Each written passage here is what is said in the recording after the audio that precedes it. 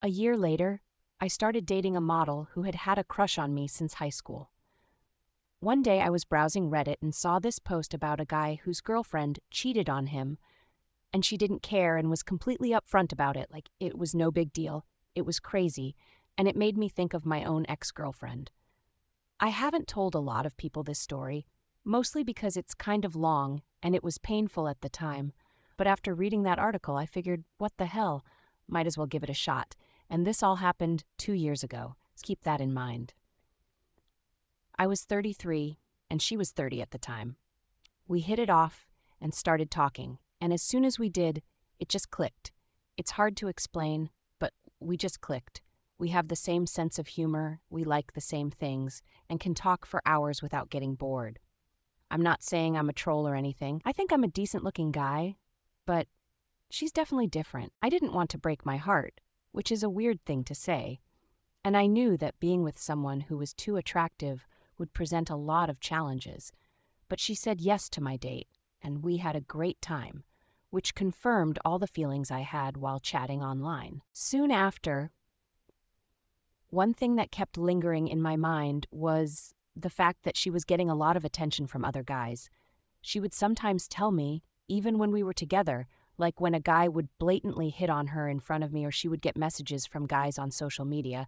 At first, I didn't really care too much about it. I trusted her, and I really didn't think that she was interested in anyone else, and that she was really into me. Really stupid, I know, but that's how I felt at the time. I was enjoying my time with her. I didn't want to be a jealous, insecure boyfriend, and everything was going well, really well. But there was one little thing that came and went that still lingers in the back of my mind today. We had a stupid conversation late at night, one of those talks where you talk about all kinds of messed up things. And if you don't know what that is, it's basically a hypothetical situation. If you don't know what a pass is, it's basically a hypothetical situation where you and your partner can each pick a celebrity and get them to have sex with you, no questions asked. It's supposed to be a joke, and it's kind of funny, but sometimes it reveals some underlying ideas.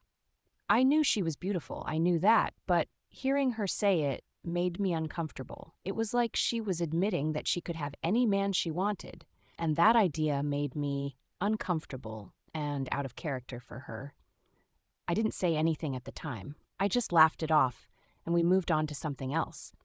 But that comment stayed in the back of my mind, and for the next couple of days, I couldn't stop thinking about it. And eventually the feeling disappeared and everything was back to normal, but I never completely forgot about it. PM. But she started coming in at 7:30, sometimes even later. And the reasons she gave were all lazy. She would say, "Oh, I just lost track of time," or "I ran into a friend and we chatted for a while," or something like that. If I ask her the reason she's late, she gets mad at me and says I'm too controlling or that I don't trust her, I don't want to fight with her, so I usually just back off. I'm not one for confrontation, especially when someone is already in a bad mood. But the late nights keep happening, the vague excuses keep coming up, and my suspicions start to grow. I tried to ignore it, but it was getting harder and harder. Finally, I asked her straight out if something was wrong. I said, "Is everything all right? You seem to be a different person lately." She denied it, of course. She said, "No, everything is fine. I'm just stressed at work." I wanted to believe her. A few days went by, and she was still the same. I couldn't help it. I told her again that she wasn't behaving like she used to, and that I was worried about her and afraid. She seemed to pick up on my meaning. In fact, she apologized and said it was all due to stress and exhaustion and assured me it wasn't personal.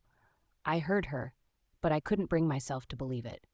After that conversation, I told her that things really seemed to be getting better, at least on the surface, that she was more receptive, more communicative, and that when she came home late, she would give me these explanations, these stories about the things she had been doing, stories about what she'd been doing.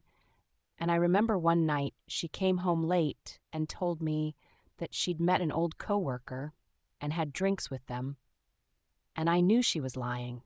I knew she was lying, and it was like a light bulb suddenly went on in my head, and I couldn't explain it.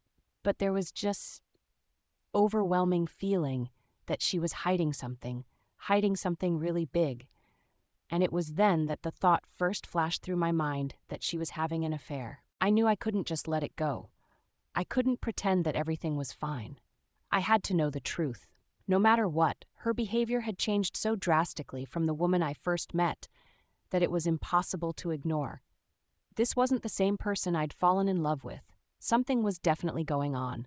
I had to find out the truth, and I'd made up my mind. The first thing that popped into my head was to check her phone. I mean, all the evidence was on it. Text messages, emails, everything on social media. And even if I managed to get my hands on the phone, I'm not a tech-savvy person.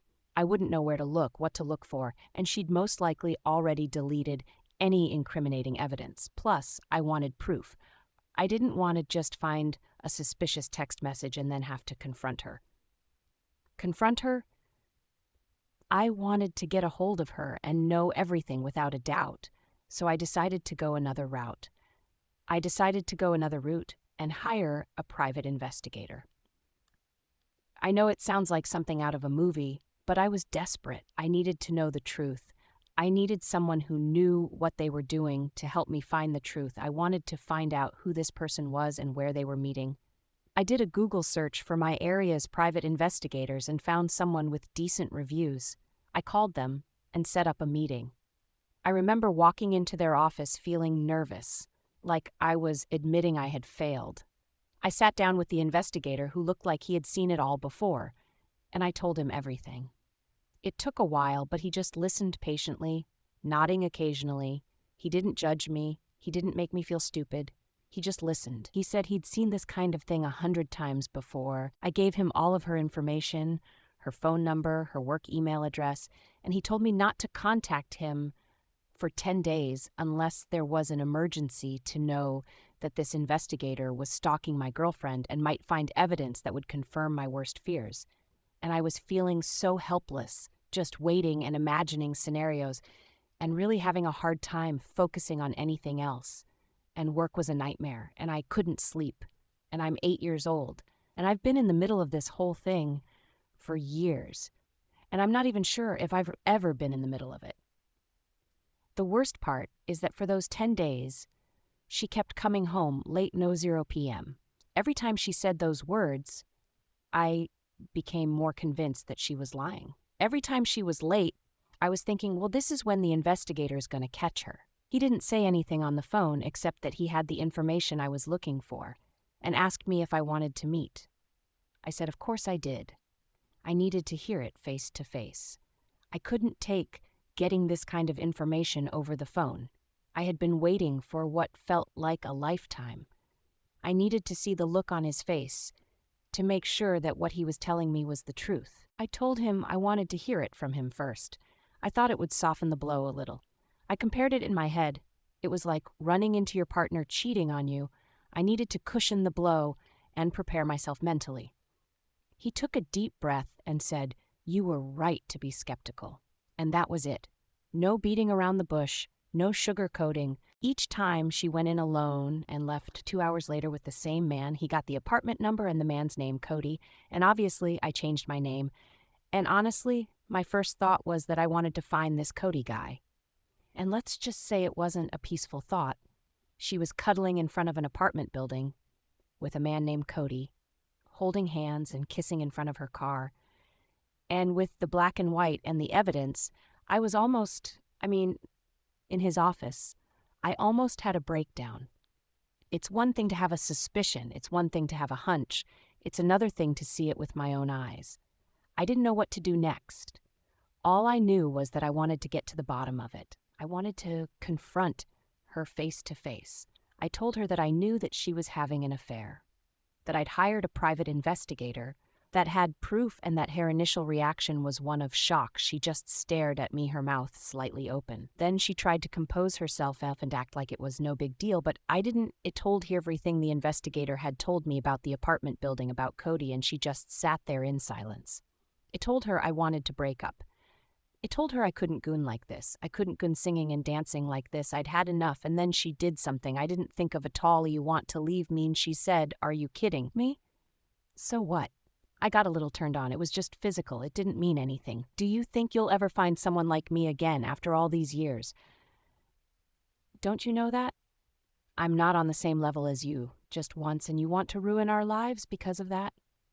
She reacted like her ideal was for me to accept that she was too good for me, that she could do whatever she wanted, and that I should just be happy to be there for her, and that she really thought that I didn't have the guts to leave. And that's how proud she was of herself. I stood up and looked her straight in the eye and told her how much I despised her. I don't remember what the original words were, but they were something along the lines of "Bob." And then I walked out. Didn't pack my bags, didn't say goodbye, just walked out the door. I lay there on the uncomfortable bed, staring at the ceiling, replaying the confrontation over and over again in my head. I couldn't believe her reaction. It was so surreal. The next day, I went back to the house to get my things. I expected her to go to work, but there she was. She looked as if she had been crying, but put on a strong face as if nothing had happened. Then she had the nerve to say, "I knew you'd be back." With a smug little grin on her face, I didn't say a word. I just went in and grabbed a couple of dresses, toiletries, and a few other essentials. I knew I couldn't possibly get everything at once, but I just wanted to get out of there as soon as possible. I've been trying to figure out why she acted like that, but I'm still having a hard time figuring it out. I think maybe she was looking for some kind of validation. Maybe she was looking for some kind of excitement outside of our relationship. Maybe she was feeling insecure about our routines. Maybe she saw me as the type of husband that was safe and secure and lovable, but also someone who was below her in her mind. She didn't see cheating as a big deal. She had already defended herself in her head. Of course, this is all speculation on my part. I'm just trying to make sense of something that doesn't make sense. After I left, she started texting me. The first few texts were mocking and sarcastic, as if she thought the whole thing was a joke, and that I was just going to come running back to her. She was shocked and couldn't believe that I was serious, and I think that's when it finally dawned on her that we were really over. Her last message to me was, "I hope you know that you will never find someone like me again." I wasn't sure I wanted to go, but a couple of my friends convinced me it was a really good time. Seeing all the old faces and catching up with people I hadn't seen in years, the atmosphere was great. It was in my class in high school. She was a tall, pretty girl, and we were friendly. We had a few classes together, but we weren't really close. She was one of those girls who was effortlessly cool. I was at the reunion having a good time, and I noticed that Veronica wasn't there, but her best friend from high school was, and they were still close, and I thought that was cool. And showed that Veronica hadn't changed much, even though she was successful. I went over to talk to her friend just to say hi and catch up. I know she's going to kill me for telling you this, but she's always had a crush on you, and I just laughed. I mean, come on. Veronica, a successful model, has a crush on me. It seems totally ridiculous. I told her friend that I doubt Veronica remembers me, but her friend insisted that Veronica really did ask her out. Veronica told her to check me out at the reunion to see if I'm still as pretty as I was in high school. And then she said she still likes you. So if you're single and not afraid of a girl with baggage, give it a try. I knew that someone like Veronica had a thing for me, especially after everything that had happened with me and Chloe. It made me realize how meaningless Chloe's words were and how much she was trying to bring me down, and that gave me a boost of confidence. So after their union, I decided to let it go. I figured, what did I have to lose? I also told Veronica's friend to let her know that I was going to be sending her a message, just in case she didn't check out the DMSs from people she wasn't following. Honestly, I thought she might be busy or her friend was exaggerating things. I didn't really pay much attention to it, but then she finally wrote back. Her message was very enthusiastic. She wrote, "Oh my gosh, Keith, it's been so long." I don't know if that's true or not, but it was definitely a good sign. We started messaging back and forth, catching up, talking about pretty much everything.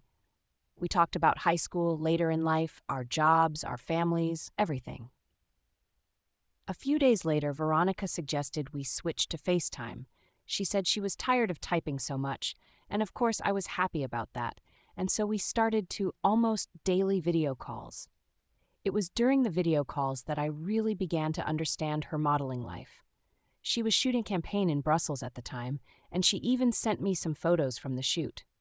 After a few weeks, we were talking almost every day, and it felt like we were dating. Although we weren't officially dating, it definitely felt like we were more than just friends. So I decided to get a little old-fashioned and just ask her what our relationship was. She immediately said yes without hesitation, and it felt fantastic. Obviously, long-distance relationships can be a challenge. I had a long-distance relationship when I was younger, and I hated it so much. It's hard to maintain that connection. It's hard to feel like you're a part of each other's lives, but this was different. This was Veronica. And she had become so important to me that I was willing to do whatever it took to keep our relationship going. So I booked a flight to Brussels to see her.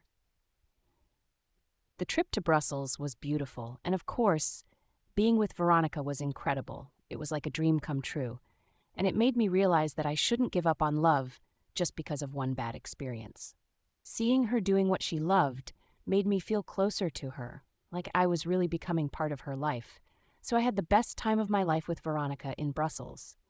I blocked her everywhere else but Instagram, which was a big mistake. A few hours after I posted the photo, I got a message from her remembering that we hadn't spoken in over a year. Over the next 10 minutes, I saw the typing indicator pop up and disappear multiple times, as if she was writing something, then deleting it, then writing something else. And finally, she just posted a sarcastic "sure," and that's when I decided to do it. And I told her I didn't need to convince her to trust me. And then I said that if you don't think you're a match for me, then Veronica isn't a match for the world. I know, I may have been a little petty in saying that, but honestly, I think she deserved it. I don't want her to have any more access to my life. I don't want her to have any more opportunities to try and get close to me. And even though I wanted to see her reaction, I have to admit, my friends, that's the story. I'm not gonna lie, I'm thinking of proposing before the end of the year. Don't tell her, Veronica is truly a blessing in my life. She's kind, funny, smart, beautiful inside and out, and she makes me feel like I'm the luckiest man in the world. I'm so thankful that things didn't work out with Chloe, because if they had, I never would have met Veronica. I know that some of you might criticize me and say that he's only with her because she's a model and long-distance relationships just don't work. But I don't care. I'm not going to let anyone's negativity ruin my relationship with Veronica. She's great, and I'm happy. And if things don't work out, you can come back and tell me. I told you so. But God knows I really don't know if I'll ever be able to write another story on here.